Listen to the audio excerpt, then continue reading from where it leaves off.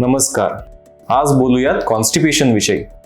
मी अजिंक्य अशोक सुनांबेकर, संगमनेर येथे सुनांबेकर हॉस्पिटलमध्ये गॅस्ट्रोएंटरोलॉजिस्ट म्हणून कार्यरत आहे. आजचा आपला टॉपिक आहे कॉन्स्टिपेशन किंवा मराठीमध्ये आपण म्हणतो बद्धकोष्ठता. आजकाल ओपीडीमध्ये बरेचसे पेशंट्स येतात, पोट साफ होत नाही किंवा आधी व्यवस्थित टॉयलेटला व्हायची, आता 2-3दा सकाळी जायला लागतं किंवा खड्यासारखी होते, करायला त्रास होतो किंवा काही जणांना 2-3 दिवसानंतर टॉयलेटला जायला लागतं. तर अशा पेशंट्सला आपण म्हणतो की यांना झालंय कॉन्स्टिपेशन. आता कॉन्स्टिपेशनचं प्रमाण बऱ्यापैकी वाढत चाललंय.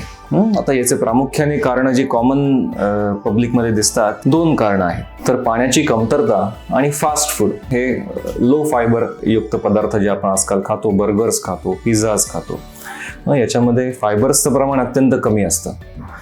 तर या 2 मेन कारणांमुळे बऱ्याचदा कॉन्स्टिपेशन होतं. याच्या व्यतिरिक्त जे मेडिकली काळजीचे कारणं आहेत, आतड्यांमध्ये अल्सर असणं किंवा गाठ असणं किंवा आतड्यांचे जे मसल्स आहेत ज्यांच्यामध्ये एका विशिष्ट प्रकारे हॉर्मोनिकली त्यांची हालचाल व्हायला हवी आणि टॉयलेट किंवा स्टूल्स बाहेर पडण्यासाठी मदत व्हायला हवी, ती न होणं, असे कधी असे दुर्मिळ कारणं देखील आमच्या निदर्शनास येतात.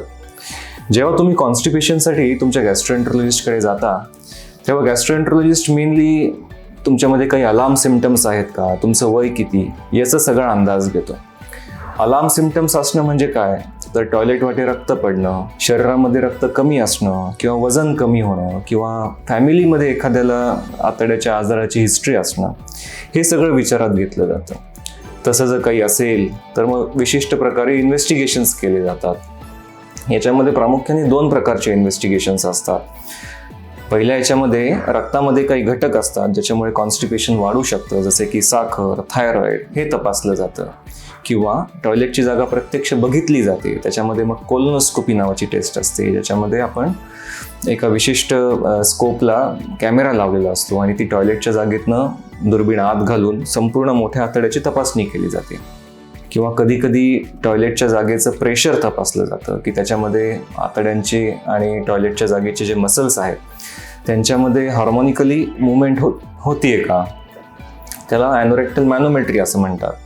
तर या टेस्टद्वारे तुमचं एक पक्कं निदान केलं जातं आणि त्याच्यानुसार ट्रीटमेंट केली जाते.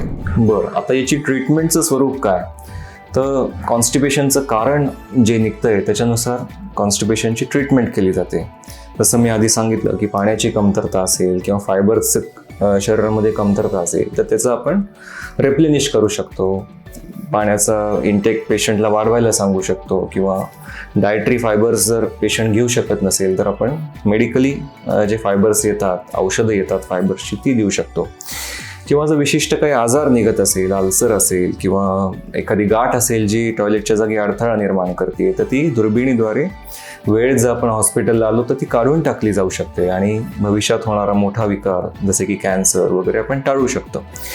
किंवा मध्ये मी बोललो की आतड्यांमध्ये जी हार्मोनिकली मुवमेंट व्हायला हवी, एकानंतर एक अशी आतड्यांची क्रिया व्हायला हवी, ती जर होत नसेल, मॅनोमेट्रीमध्ये तसं जर निदर्शनास आलं तर बायोफीडबॅक थेरपी नावाची एक विशिष्ट ट्रीटमेंटची प्रणाली आहे ज्याच्यामध्ये आपण टॉयलेट ट्रेनिंग देऊ शकतो की हे सगळं करून आपण सिम्पटम्स बऱ्यापैकी ॲलिव्हिएट करू शकतो आणि पेशंटचा त्रास कमी करू शकतो.